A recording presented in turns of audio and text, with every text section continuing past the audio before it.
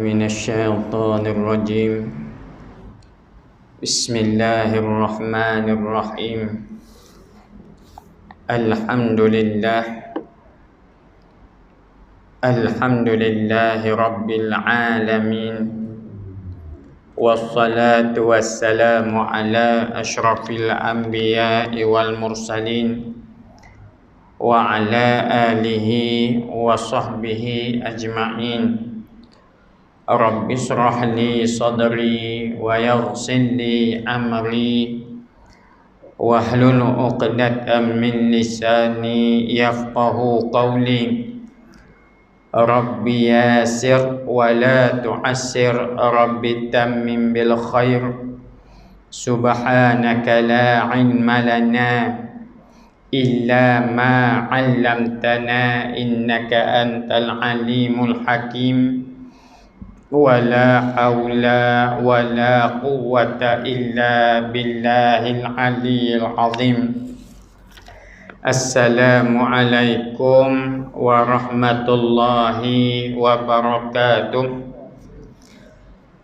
قال مصنف رحمه الله: ونفعنا بعلومه في دارين آمين ya rabbal alamin.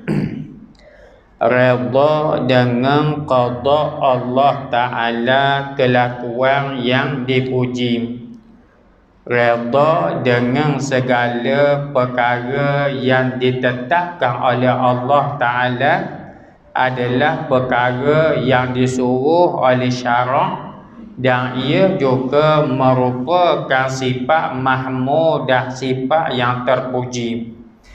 Dan ketahuilah bahawa redha dengan qada Allah, yakni ketentuan Allah itu kelakuan yang dipuji, serta diwajibkan atas sekalian orang yang mukallaf. Bukan ia setakat merupakan sifat yang dipuji oleh syarak, malah menjadi kewajipan di atas setiap orang Islam. Setiap orang Islam wajib untuk beriman dan menerima ketentuan Allah Subhanahu wa Ta'ala. Semua di kalangan kita sedia maklum, di antara rukun iman yang kita belajar itu 6 perkara. Yang pertama, beriman kepada Allah.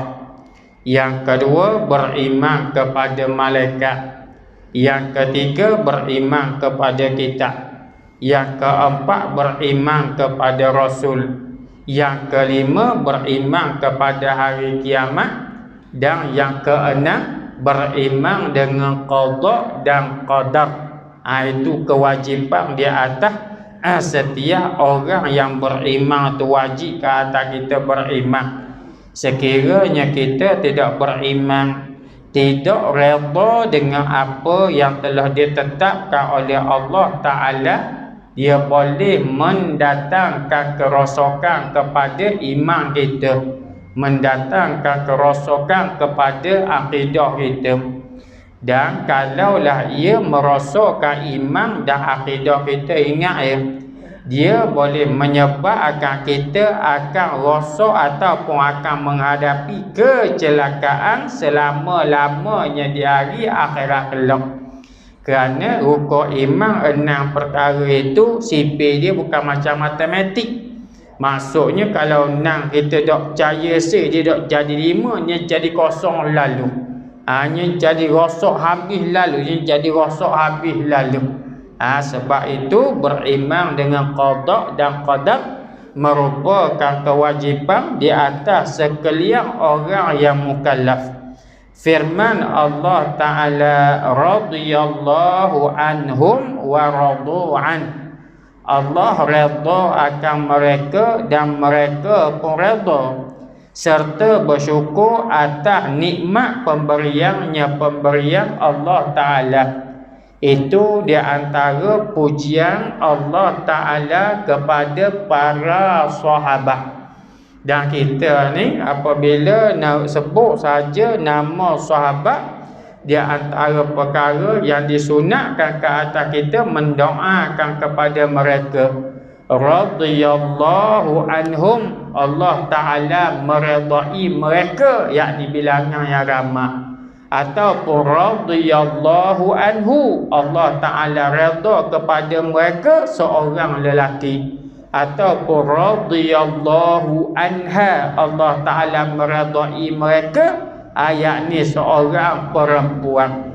Sunat ke atas kita tu apabila sebut nama sahabat, kita sebut radhiyallahu anhum, radhiyallahu anhu, ataupun radhiyallahu anha. Hukum dia sunat kita menyebutnya.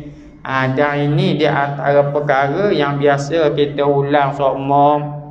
Kita kena belajar dan kita kena tahu apakah dia amalan-amalan para sahabat.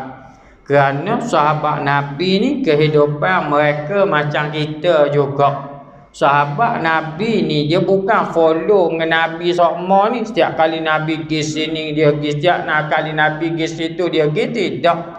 Orang yang turut Rasulullah sallallahu alaihi wasallam sentiasa ni di kalangan ahli sufah aja. Siapa dia ahli sufah? Orang yang duduk di dalam masjid Nabi, tidur dalam masjid Nabi. Makan minum dia disponsor oleh Nabi sallallahu alaihi wasallam. Hak ni biasa ni orang keluar ni, maka sahabat duk follow ramai-ramai ni ahli sufah. Ada pun sahabat-sahabat yang lain, ada masa dengan Nabi, ada masa dengan urusan yang lain. Sebagai contoh kita tengok Sayyidina Umar Ibnu Khattab radhiyallahu anhu. Diceritakan oleh para ulama di dalam kitab mereka. Sayyidina Umar radhiyallahu anhu ni dia merupakan seorang yang kerjanya mengembala binatang. Bela binatang. Jadi apabila Sayyidina Umar bela binatang, dia kena jaga semua. Kalau orang bela binatangnya tahulah. Atau keluar binatang wak pergi pada rupu, lah tengah hari ataupun petang wak balik mula. Maka tu keadaan Sayyidina Umar. Jadi apabila Sayyidina Umar nak bela binatang ni, maka waktu nak pergi jumpa Nabi, waktu nak pergi dengar kuliah Nabi, dok dah mau geduk jaga binatang ni. Maka Sayyidina Umar dia panggil jiran dia bincang. Dia kata boleh tak kita buat gini ya, kita buat jadual. Hari ni saya tukar jaga binatang saya dan juga binatang awak. Dan awak masa ni gilah dengar kuliah Rasulullah sahabat. Lepas daripada dengar kuliah, balik semula tempat kita ni, maka awak mengajar saya benda yang Rasulullah khabar. Untuk esok pula, awak pula bahagian jaga binatang awak dan juga binatang saya. Saya pula pergi dengar, saya pula pergi dengar. Lepas daripada tu balik pada dengar, saya terang benda saya ambil daripada Rasulullah sallallahu alaihi wasallam. Maknanya ni kehidupan Sayyidina Umar, orang yang kedua selepas Abu Bakar yang paling rapat dengan Rasulullah. Nak khabar tu kehidupan para sahabat. Tetapi apakah rahsia yang dibuat oleh mereka hingga ke Allah Ta'ala redha pada mereka? Hak ni hak perlu kita usaha ni. Ni hak perkara yang menjadi matlamat asal kita hidup di atas muka bumi, nak mencari redha Allah Subhanahu wa Ta'ala. Tu hak matlamat atas sekali tu, redha Allah Ta'ala. Kalau sekalian makhluk ni semua benci pada kita, tapi Allah Ta'ala redha, nescaya kita telah mendapat dunia dan seisinya. Ada pun kalau Allah Ta'ala murka pada kita, ada pun manusia redha belaka pada kita, nescaya seolah-olah kita tidak memperoleh apa-apa di dunia dan akhirat. Ini redha Allah Ta'ala ni. Dan sabda Nabi sallallahu alaihi wasallam, min sa'adati bani Adam ridahu bima qadallah, wa min saqawati bani Adam sakhtuhu bima qadallahu lahu. Antara tuah yakni kebahagiaan manusia itu, dia redha dengan apa yang dikehendaki oleh Allah Ta'ala. Dia antara kebahagiaan, ketenangan kepada anak Adam apabila dia sentiasa redha dengan apa yang telah ditetapkan oleh Allah Ta'ala kepadanya.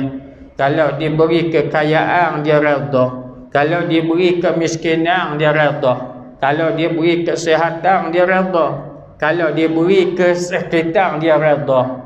Dan inilah yang pernah disebut oleh Rasulullah sallallahu alaihi wasallam, arba'un man u'tiyahunna faqad u'tiya khairad dunya wal akhirah. 4 perkara yang siapa-siapa memperolehi keempat perkara ini, dia akan memperolehi kebahagiaan di dunia dan juga kebahagiaan di hari akhirat kelak. Yang pertama, qalban syakiran, hati yang sentiasa bersyukur. Dapatlah nikmat banyak ke, dapatlah nikmat sikit ke, dia sentiasa bersyukur dengan apa yang telah ditetapkan oleh Allah. Yang kedua, walisanan zakiran, manusia yang lidah dia sentiasa basah berzikir kepada Allah Subhanahu wa ta'ala. Yang ketiga, wa badanan alal bala'i sabiran, tubuh badan yang sentiasa sabar dengan ujian yang telah ditetapkan oleh Allah Ta'ala. Dan yang keempat, memperolehi pasangan yang beragama, isteri yang memelihara dirinya ketika mana kita tidak ada dan menjaga rumah tangganya. Maka ini siapa-siapa yang ada 4 benda ni, insya-Allah bahagia di dunia dan bahagia di hari akhirat kelak. Dan Rasulullah khabar ni, di antara kebahagiaan manusia, dia redha dengan apa yang telah ditetapkan oleh Allah. Dan setengah daripada kecelakaan manusia itu, ia marah dengan apa yang dikehendaki oleh Allah Ta'ala. Tanda seorang itu celaka, tanda seorang itu dalam keadaan resah, tanda seorang itu dalam keadaan serabut apabila diri dia ni sentiasa resah, sentiasa tidak puas hati dengan apa yang telah ditetapkan oleh Allah Subhanahu wa ta'ala kepadanya. Dan sesungguhnya keredaan itu kesudahan tuntutan ahli syurga. Allah telah berfirman bagi mereka di dalam sebuah hadis kursi, Madza turidun fayaquluna ridaka, apakah yang engkau kehendaki, maka mereka menjawab keredaanmu. Kalau kita baca di dalam hadis yang lain menceritakan keredaan Allah, di antara nikmat yang lebih besar daripada nikmat menjejakkan kaki ke dalam syurga Allah Ta'ala. Diceritakan apabila Allah Ta'ala beri dah sekalian hamba dia masuk syurga, hak masuk neraka, beres dah bagi belaka dah. Lalu Allah Ta'ala kata, aku akan beri kepada kamu perkara nikmat yang lebih besar dengan apa yang ada pada kamu pada masa ni. Maka hamba Allah Ta'ala duduk dalam syurga tu, dia tanya, ya Allah, apakah lagi nikmat yang lebih besar daripada nikmat yang kamu beri pada kami hari ni? Boleh duduk dalam syurga dengan nikmat yang begitu banyak, yang melimpah ruah nikmat dalam syurga ni. Tapi nikmat anda lagi lebih besar daripada syurga ni, ya Allah. Maka Allah Ta'ala kata, hari ni aku akan memberi keredaanku padamu. Tidak ada lagi kemurkaan aku kepadamu bermula daripada hari ini. Maka ini merupakan nikmat yang lebih besar daripada nikmat duduk dalam syurga tu sendiri. Ini nikmat keredaan Allah Subhanahu wa ta'ala. Bagaimana dapat berkumpul redha dengan qada Allah dan benci kepada kufur dan maksiat? Ini timbul persoalan yang besar ni. Dia kata, bagaimana yang kita redha dengan qada Allah? Kita redha dengan ketetapan ketentuan Allah Ta'ala di atas muka bumi. Di antara benda yang Allah Ta'ala tetap ada orang yang syirik, ada orang yang kufur, ada orang yang buat maksiat, ada orang yang dok semayang bang. Jadi adakah kita kena redha dengan apa yang mereka buat tu? Mereka syirik pada Allah, mereka dok semayang, adakah kita kena redha? Kalau kita dok redha, seolah-olah macam dok yakinlah dengan ketentuan Allah ni, dok percayalah dengan ketentuan Allah. Sebab alam ni segala apa yang terjadi semuanya ketetapan Allah. Jadi kalau kita redha dengan maksiat, dan awam dia kita cegah maksiat, akan timbul persoalan-persoalan yang sedemikian. Dan bagaimana dapat berkumpul redha dengan qada Allah dan benci pada maksiat? Yang disuruh benci pada maksiat, ma minkum munkaran falyughayyiru biyadihi. Siapa-siapa yang melihat kemungkaran, hendaklah dia cegah dengan tangan dia. Disuruh cegah dengan tangan dia. Tapi dalam waktu yang sama kena redha. Dan kalau cegah tu tanda kita tak redha ke guana. Itu timbul persoalan dalam perkara ni. Maka di sini dijawab oleh para ulama. Dan jika engkau bertanya, kalau timbul persoalan dalam kepala otak kita ni, bagi manusia yang berfikir ni, mari ni tak macam-macam dalam kepala.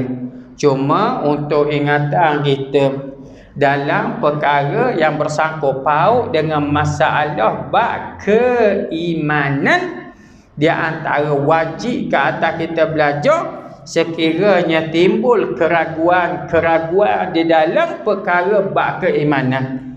Contohnya timbul dalam kepala otak kita ni, orang kata malaikat ada malaikat guana kok, malaikat ada sayap-sayap guana kok, baris rambut dalam kepala otak ni.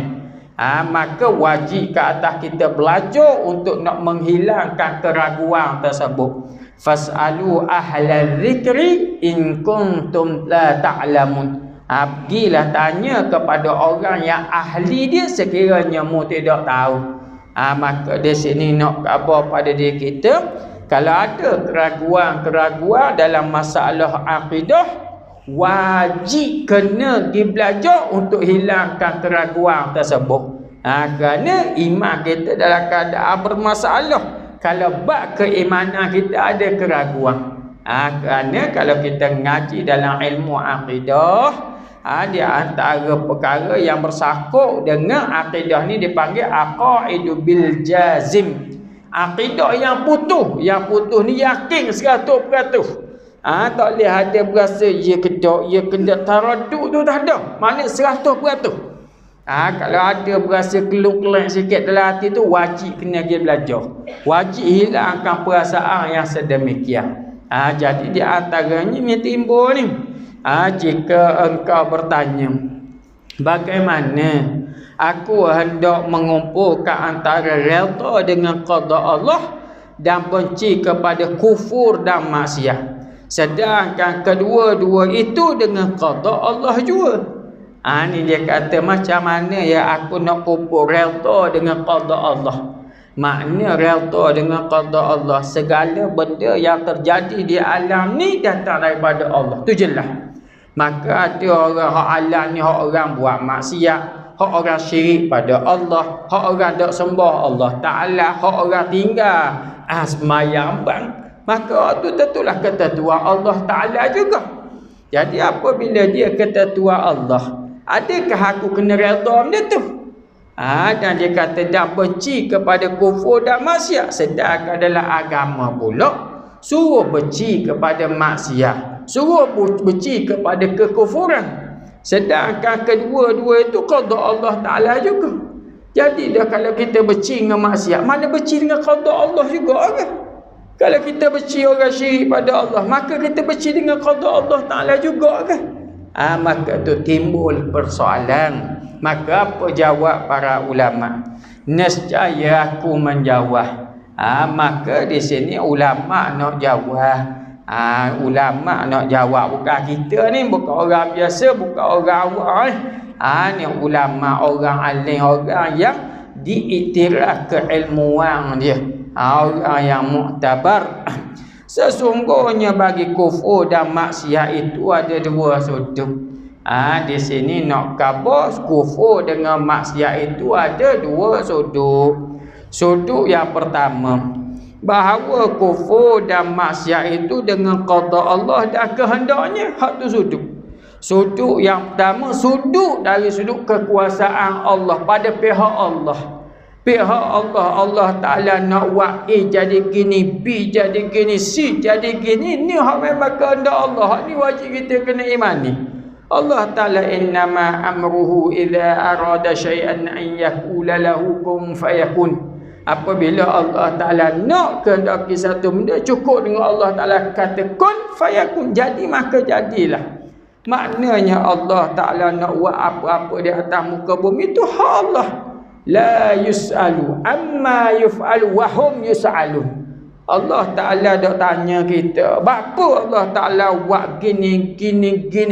Bapa Allah Ta'ala buat hak ni jadi kafir. Bapa Allah Ta'ala buat hak ni jadi syirik. Bapa Allah Ta'ala buat hak ni jadi kaki maksiat. Allah Ta'ala dak tanya kita benda tu. Tapi apa yang Allah Ta'ala tanya, apa yang kita buat di atas muka bumi ni. Kita dah ada timbul persoalan apa gini, apa gitu, tu bukan kerja kita, tu bukan kerja kita tu. Kerja kita buat dah Allah Ta'ala suruh, tinggal benda Allah Ta'ala larang. Tu kerja kita. Maka sudut yang pertama, bahawa kufur dan maksiat itu dengan qada Allah dan kehendaknya. Segala benda hak berlaku di alam ni semua kehendak Allah. Hak tu wajib kita kena imani tu. Maka daripada sudut ini kita wajib redha dengan keduanya. Dari sudut kekuasaan Allah, kehebatan Allah, kesempurnaan Allah, tu kita kena terima lah. Allah Ta'ala nak buat dia di atas halal ini milik Allah Ta'ala secara mutlak. Tu dari campur tangan tu kita kena redha. Kerana pada hakikatnya kita redha dengan qada Allah, bukan redha dengan kufur dan maksiat. Hak kita redha tu kerana ketetapan Allah. Hak maksiat dengan tak maksiat tu nombor dua dah. Hak kita redha ketetapan Allah. Allah Ta'ala nak benda di alam ni milik Allah. Alhamdulillahi Rabbil Alamin. Segala puji bagi Allah, Tuhan sekalian alam. Kalau kita mengaji Rabb, dia lain. Ilah dia lain. Dia ada maksud dia sendiri. Rabb lain, ilah dia lain. Jadi alhamdulillahi Rabbil Alamin. Rabb, Tuhan yang mentadbir alam ini. Tuhan yang mentadbir alam ni. Maka Allah Ta'ala nak tadbir alam ni lagu mana? Ikut Allah. Alamin tu benda kullu siwa Allah, semua perkara kecuali Allah tu alam. Maknanya baik jin, baik malaikat, baik binatang, baik tumbuhan, semua tu di bawah ketetapan Allah. Maka wajib kita kena keimani, kena yakin dengan ketetapan keredaan Allah Ta'ala. Allah Ta'ala tetap apa-apa tu kehendak Allah Ta'ala, kehendak Allah. Hak tu wajib kita kena imani sebagai hamba kepada Allah Ta'ala. Dari sudut kekuasaan, kesempurnaan, ketetapan Allah. Itu satu. Sudut yang kedua pula, bahawa kufur dan maksiat itu dengan usaha dan ikhtiar orang yang berbuat maksiat. Ada pun yang kedua ni dari sudut hamba pula ni. Dari sudut hamba yang memilih nak buat maksiat ataupun sebaliknya. Ni kita kena marah ni. Sebab apa? Kalau kita tengok agama ni ataupun hidayah daripada Allah, ia tidak akan jadi secara automatik, melainkan apabila dia dicari. Contoh dia apa? Untuk mudah kita nak tengok dua kisah yang berlaku pada zaman Nabi sallallahu alaihi wasallam. Yang pertama kisah Salmanul Farisi, yang kedua kisah Abu Jahal. Ni dua kisah yang berbeza ni. Ataupun kita tengok kisah Abu Lahab lah mudah. Abu Lahab kan bapa saudara Nabi kan. Yang mana kalau kita tengok Abu Lahab ni punyalah dia ni dekat sangat dengan Nabi. Yang pertama pak saudara. Yang kedua pula apabila Rasulullah dilahirkan di atas muka bumi ni, Abu Lahab buat ke mana? Abu Lahab sembelih 100 ekor unta, 100. Bukan seekor dua, bukan kambing 2 ekor. 100 ekor unta. Orang yang Suhaibatu Aslami, orang yang tolak orang, wahai Abu Lahab, baru mu terima anak dara selaki. Abu Lahab merdeka akan terus gembira dengan kelahiran Nabi. Ada Abu Lahab ni dia tengok dah kehidupan Nabi, jak kecil dikira dikenali sebagai Shadiqul Amin, orang yang benar lagi amanah. Ni Abu Lahab ni dia tengok Nabi ni dalam waktu yang sama, daripada kecil sampai ke besar, perangai Nabi diketahui. Perangai Nabi diketahui. Dia tahu tak Nabi betul, dia tahu. Tapi sebab apa Abu Lahab mati dalam keadaan kafir? Bukan setakat mati dalam keadaan kafir. Dalam Quran cerita kecelakaan Abu Lahab. Tabbat yada Abi Lahabin wa tab. Celaka kedua tangan Abu Lahab tu. Maka di sini kan depan Nabi dah tu, dia tengok dah perangai Nabi. Dia tahu dah akhlak Nabi, dia tahu dah bagaimana budi pekerti Nabi, apa dah turun. Dia tahu dah Nabi betul, dia tahu. Cuma nak Kaabah tu dia tambah. Dia tambah walaupun depan mata dah, dia tambah turun. Kalau kita tengok apabila turun wahyu Allah Ta'ala, apabila suruh dakwah secara jahar, dakwah secara terang-terangan, antara golongan pertama yang didakwa oleh Rasulullah anak beranak lah. Anak beranak dia panggil ke Bukit Safanya, panggil ramai-ramai bagi makan. Lepas tu Rasulullah tanya, wahai, dia sebut ni nama anak beranak yang apa, bapa saudara, dia sebut seorang-seorang. Aku nak tanya mu, kalau lah aku khabar ke mu ni bahawa belakang bukit ni ada pihak musuh nak serang kita, mu percaya ke tak? Ramai-ramai para kata percaya, wahai Muhammad, kami percaya kamu. Kenapa? Kerana kamu ni benar. Maka Rasulullah khabar, ikutlah apa yang aku suruh pada kamu, sembahlah Allah, tinggalkanlah beralamu ni.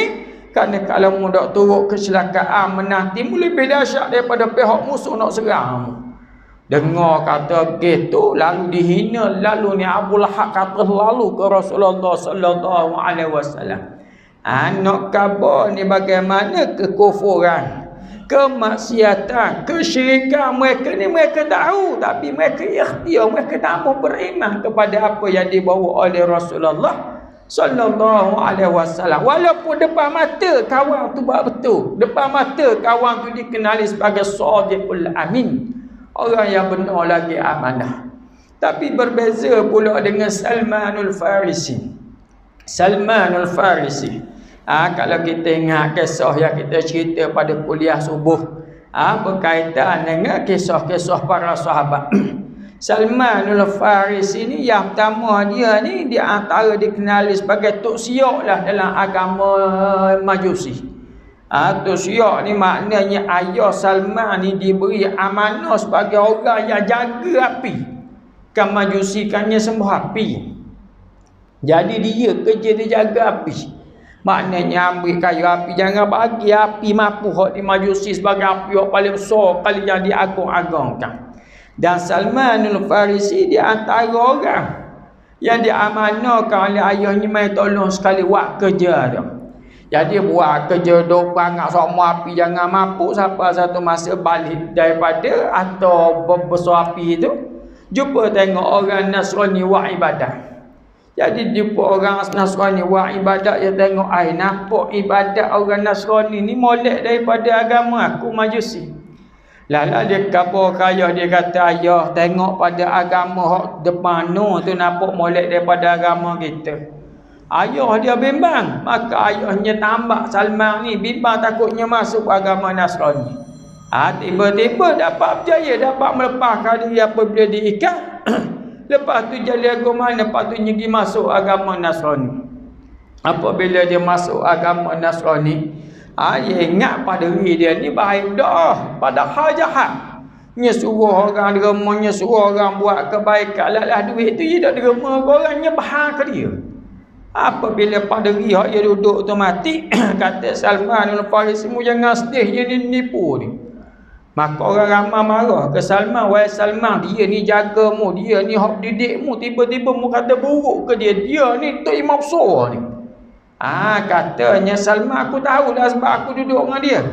Salman bawa dia ni, bawa orang ramai ni hak sedih kematian pada diri ni. Mari masuk dalam biliknya, tengok payang dalam payang tu mak bertambung hak hasil daripada derma korang, faham ke dia? Lalu Salmanul Farisi lari. Salmanul Farisi cari orang-orang hak juruhnya, tanya, jumpa seorang hamba Allah, orang juruh. Dia duduk dengan orang tu. Yang nadah kita duduk dengan orang tu lama. Apabila kawan tu nak meninggal, dia tanya. Dia kata, wahai guruku, nampakmu ni dah lama dah, apa nasihat kamu pada aku dan pada siapa yang perlu aku tuju? Dia kata, mungkinlah jumpa seorang hamba Allah ni, sayang aku ni, dia beramal macam aku juga, ya juruh. Mungkin duduk dengan dia. Lalu Tok Guru dia mati, dia pergi jumpa orang tu. Dia duduk dah lama dengan orang tu nak mati, dia minta nasihat pula. Orang tu nasihat pula, mungkin pada orang ni pula, kerana dia orang juruh juga. Lepas pergi hak ni mati, pergi pula Tok Guru nombor 3. Lepas Tok Guru nombor 3 nak meninggal, dia kata gini lah. Kak ingat mungkin ke Yathrib, mu akan jumpa dengan Nabi hak paling akhir. Dia akan berhijrah ke Madinah. Dan kalau mu nak tahu dia ni betul-betul Nabi ataupun tidak, mu tengok dua. Yang pertama, dia tak makan harta sedekah, tapi dia makan harta hadiah. Yang kedua, di belakang dia ni ada khatamun nubuwah, ada tanda kenabian. Salmanul Farisi ni lepas kawan dia mati, dia pergi ke Madinah. Dengar kata ada Nabi akhir zaman mari. Maka dia pergi. Dia pergi bawa setalang buah kema. Dia kata, wahai Muhammad, ni sedekah aku pada kamu ni, makanlah. Lalu Rasulullah kata, tak apalah, aku dah makan sedekah, bagi ke orang-orang lain makan. Maka orang lain makan, Rasulullah dah makan. Kata Salman, nampak dah tanda pertama tu. Lalu esokannya bawa pula buah kema. Dia kata, wahai Muhammad, ni hadiah aku untuk kamu. Maka Rasulullah ambil. Rasulullah kata, mai sahabat-sahabat mai makan sama. Maka nampak dah tanda yang pertama. Yang kedua, Rasulullahnya tahu. Salmanul Farisi ni nak tengok benda belakang diri dia. Lalu Rasulullah buat labu ke baju tak belakang. Nampak khatamun nubuwah di belakang Nabi ni, di antara dua belikat Nabi. Menyebabkan terus Salman masuk Islam. Dan Salman cerita kisah dia daripada jadi majusi sampai ke hari ni. Maka Rasulullah kata, wahai Salman, mu cerita kisahmu tu pada orang ramai, supaya orang ramai dapat ambil pengajaran. Maksud apa di sini? Maksudnya nak khabar orang nak pada agamanya, dia ikhtiar, dia usaha sungguh hidup mendengar gitu. Sebab tu Abu Lahab ni, walaupun depan mata dah Rasulullah, depan mata perangai Nabi, akhlak Nabi, bagaimana hubungan Nabi dengan orang ramai, dia tahu dah baik, dia tambah teruk. Kenapa? Ikhtiar dia, kerana pilihan yang dia buat. Adapun Salman kerana nak cari kebenaran, tengok bagaimana jumpa Tok Guru. Banyak mana agama yang dia masuk. Siapalah boleh jumpa dengan agama Islam. Maka di sini nak khabar, sudut kedua ni sudut ruang ikhtiar, pilihan orang. Kita marah orang tak pergi surah. Sebab apa? Sebab ikhtiar dia lebih suka pilih duduk pergi jalan daripada duduk surah. Lebih suka tengok telefon daripada dengar kuliah agama. Hak tu orang marah. Kerana pilihan dia. Kalau lah dia nak mari surah ustaz, aku nak mari surah dah setara kereta, aku nyebut tu GTMC. Tu tak dia nak marah sebab dia ikut diri. Tapi masalah pilihan. Ada di kalangan kita ustaz hamba semuanya benarnya nak pergi main bowling, dia tak tahu setara kereta pakai surah siapa. Tak ada. Maknanya tu pilihan kita. Maka hak ni hak kita marah, hak ni hak kita boleh tegar, hak ni hak boleh kita boleh tegar, boleh marah, begitu. Jadi di sini nak khabar pada diri kita, bagaimana sudut kedua bahawa kufur dan maksiat itu dengan usaha dan ikhtiar orang yang berbuat maksiat. Maka daripada sudut ini kita wajib benci pada kedua-duanya. Maka dari sudutnya kita kena cegah ni. Kalau maksiat yang dia buat, Rasulullah kata apa? Ma minkum munkaran falyughayyiru biyadihi. Siapa-siapa yang melihat kemungkaran, hendaklah dia cegah. Sama ada dengan tangan ataupun dengan lidah, sekurang-kurangnya dengan hati dia. Maka daripada sudut ini kita wajib benci pada keduanya. Kita wajib benci kepada maksiat tersebut. Kita wajib benci kepada maksiat syirik ataupun kita wajib benci dengan kekufuran tu. Dan kita wajib larang daripada keduanya, wajib larang.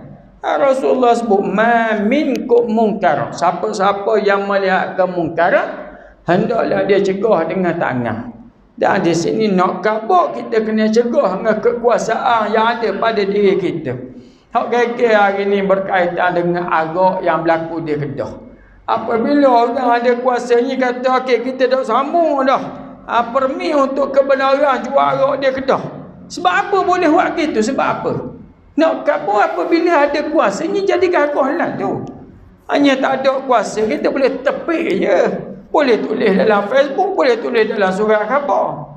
Ada apa orang nak dengar langsung kita? Siapa kita orang nak dengar? Tapi apabila ada kuasanya lain lalu.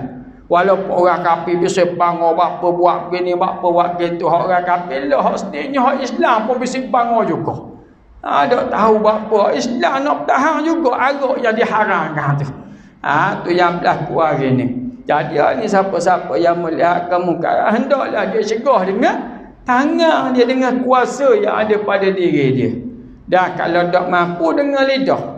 Dan perlu kita ingat ya, maksud lidah di sini dia akan tukar step kedua kalau step pertama tak boleh buat. Ni dah boleh tukar jadi step kedua lalu tak boleh deh. Tak boleh. Kita boleh hak step pertama boleh. Kita tak buat, kita ambil step kedua lalu tak boleh. Dia kena ikut step atas dulu.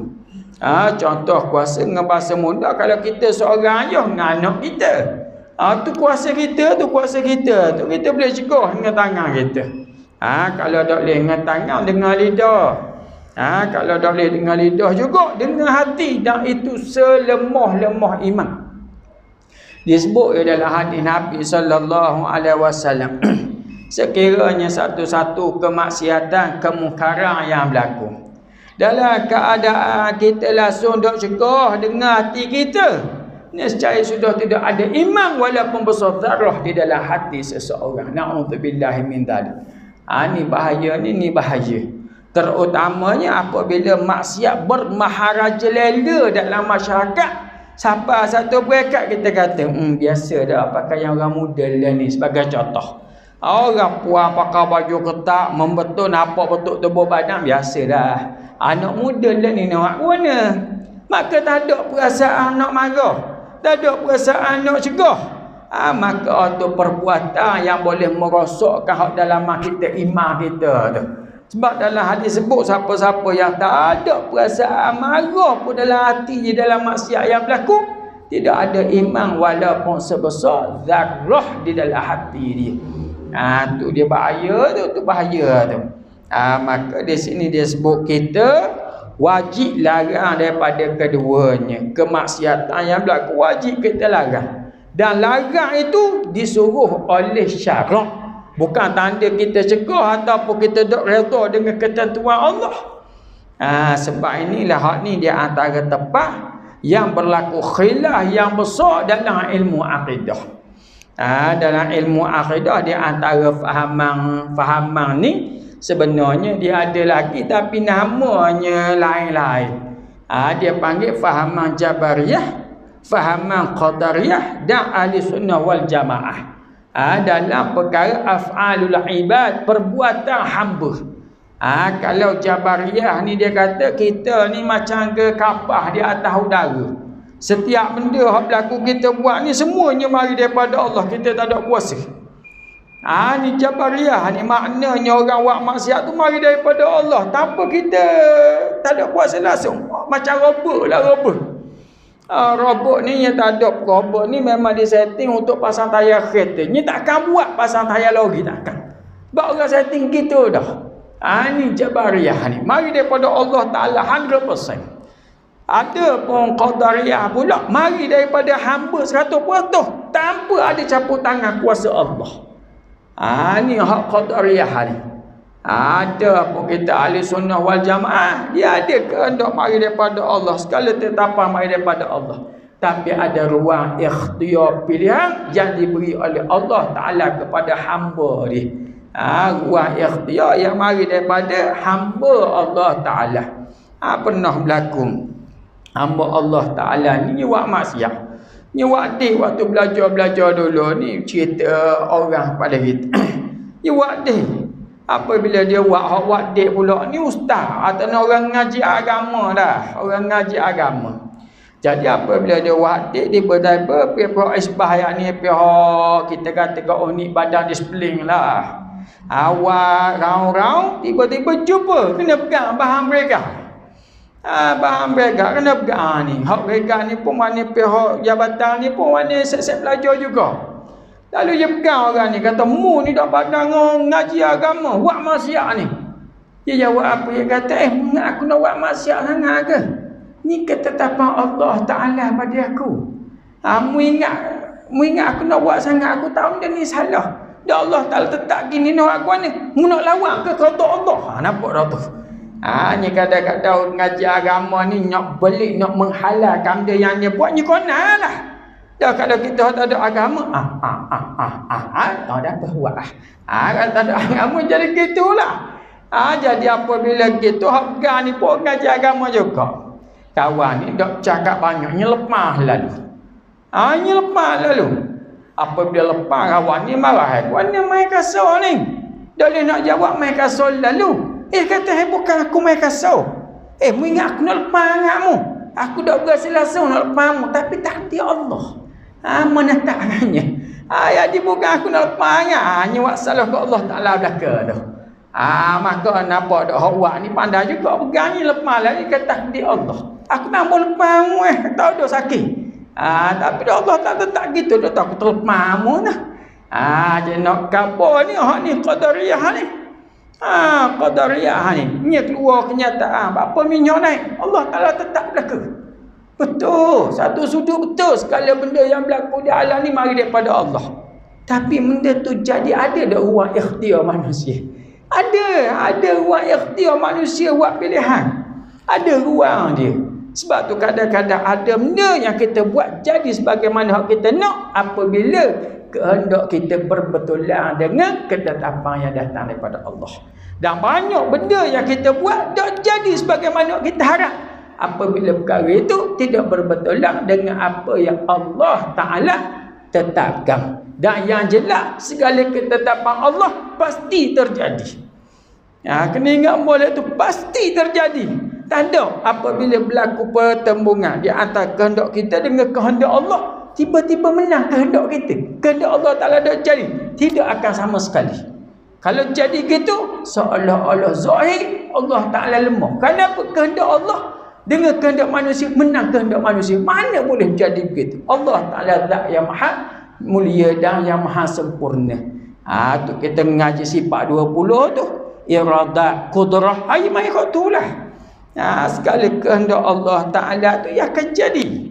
Hanya tak ada silap-silap salah, tak ada. Yang tak ada, yang tidak akan terkalah. Segala kehendak Allah yang akan jadi. Dah yang kita kena buat ni, hak tu Allah Ta'ala suruh kita. Sebab tu Allah Ta'ala kata apa? La yus'alu amma yuf'alu wa hum yus'alu. Allah Ta'ala tak tanya kita apa dia buat gini, apa dia buat gini. Allah Ta'ala tak tanya. Hak Allah Ta'ala tanya, mu buat benda. Mu tu buat benda. Pilihanmu tu lagu mana? Sebab tu dalam beberapa perkara ada keadaan yang tidak dinilai, dia ambil kira oleh Allah. Contoh dia apa? Contoh dia salah. Kita berlanggar naik kereta ni, gas salah langgar orang. Apabila salah langgar orang, mati sebagai contoh, mati. Tidak dia ambil kira dari sudut dosa pahala sebab salah. Tetapi dari sudut hak kita dengan anak ada kena buat kira lah. Kena buat cara lah. Tapi di sudut Allah Ta'ala tidak ada dosa pahala sebab salah. Bukan sengaja. Kalau sengaja baru ada kiraan hukum dosa dan pahala. Kita tidur, salah tidur, kejut pukul 8 pagi, subuh dah bangun, maka dah dosa. Dah dosa kotor je lah. Hak yang jadi salahnya sengaja. Dia tahu dah, kejut dah. Aku nang tak apa tidur. Tak ada, dia pun tahu kalau tidur larat pukul 8. Dia tidur juga, maka dia sengaja, itu baru dosa. Nampak tak? Nak kabarnya kita ada ruang ikhtiar. Dan maka di sanalah ada penilaian yang datang daripada Allah Subhanahu wa ta'ala. Dan kita wajib larang daripada keduanya. Sekiranya perkara itu maksiat, kena laranglah. Seperti kita wajib menyuruh kepada kebajikan. Sebagaimana kita kena suruh orang buat baik, hak tu kena juga ada siapa pekat wajib. Contoh dia apa? Kita mak ayah. Ingat ya, anak umur 7 tahun. Wajib atas mak ayah, bukan wajib atas anak. Wajib atas mak ayah suruh anak umur 7 tahun semayang. Wajib atas mak ayah. Maknanya kalau mak ayah dok suruh sehari 5 kali, mak ayah berdosa. Tapi anak dah wajib. Tidak mana sampai umur lagi 7 tahun. Tapi mana kena kabur. Masuk zuhur kena kabur, masuk subuh kena kabur. Dah hidup awak dah apa lagi. Tapi nak kabur, tanggungjawab kita kabur. Cuba kita bayang, kalau 3 tahun kita kabur, daripada umur 7 tahun sampai 10 tahun, berapa ribu kali tu? Dah sehari 5 kali, dah darat 365 kali, 365 hari, darat 5, berapa ribu kali dah kita kabur tu? Kalau 3 tahun. Dan munasabahlah umur 10 tahun, kalau kabur dah bergerak juga, baru bergerak dengan rotan. Tu wajib atas mak ayah tu.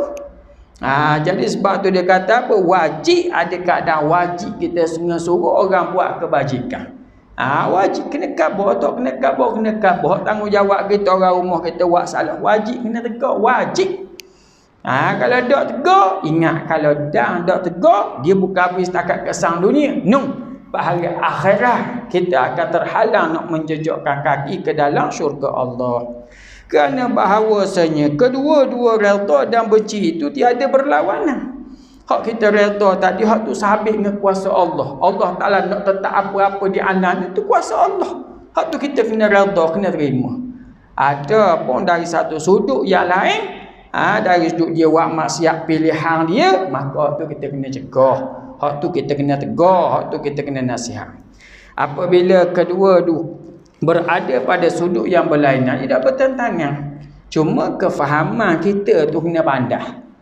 Kalau kita nampak dari sudut Allah, hak tu kita kena redha. Allah Ta'ala nak tetap apa-apa. Ada pun dari sudut hamba, pilihan hamba, maka tu kena tegurlah. Kalau dia buat salah. Dan kerana bahawasanya sesiapa yang menyangka bahawa meninggalkan menyuruh dengan kebajikan dan meninggal menegahkan daripada kejahatan, maka kedua-duanya termasuk di dalam redha dan qada Allah, maka ia adalah orang yang jahil.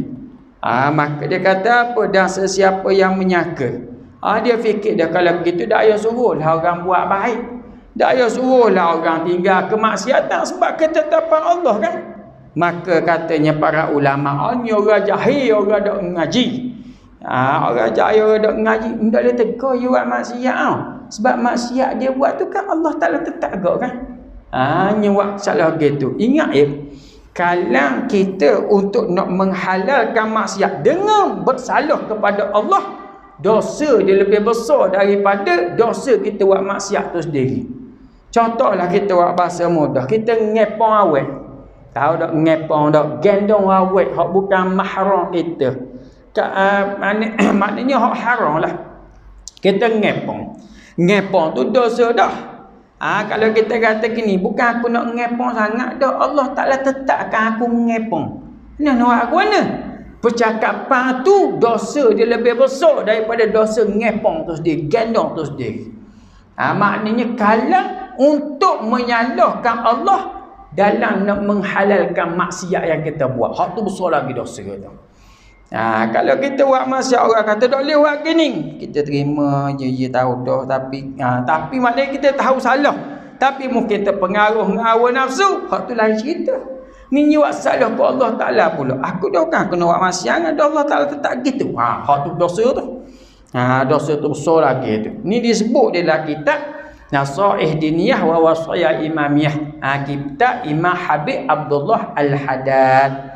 Kerana setengah daripada qada Allah itu wajib menyuruh dengan kebajikan dan wajib melarang daripada kemungkaran. Kerana memang Allah Ta'ala tetap bagi kita hamba Allah, kena suruh orang buat baik, kena larang orang melakukan kemungkaran. Sabit dengan firman Allah kan, kuntum khairu ummatin ukhrijat linnas ta'muruna bil ma'ruf wa tanhauna 'anil munkar. Kamu sebaik-baik golongan yang dikeluarkan daripada manusia. Antara ciri-ciri dia, suruh orang buat baik, larang orang melakukan kemungkaran. Itu suruhan yang datang daripada Allah Subhanahu wa ta'ala. Bagaimana pula dapat diredai dengan bala? Ni timbul persoalan pula. Dah ustaz, bagaimana kita nak reda dengan bala ataupun perkara yang kita tak suka? Nak reda lagu mana? Kita tanding-tanding tiba-tiba kalah ustaz. Dah nak reda lagu mana ni? Nak reda lagu mana? Benda tu benda kita tak suka kan? Nak reda lagu mana? Maka persoalan tu kita jawab pula akan datang. InsyaAllah. Wallahu a'lam. Wallahu ta'ala a'la wa a'lam. Wabillahi taufiq wal hidayah. Assalamualaikum warahmatullahi wabarakatuh. Untuk maklumat kepada sidang hadirin sekalian, insya-Allah selepas daripada sembahyang isyak nanti kita ada permohonan untuk buat tahlil. Insya-Allah kita akan ada tahlilkan untuk Pabilah binti Haji Mak. Insya-Allah sembahyang isyak nanti. Wallahu a'lam. Wallahu ta'ala a'la wa a'lam. Wabillahi taufiq wal hidayah. Assalamualaikum warahmatullahi wabarakatuh.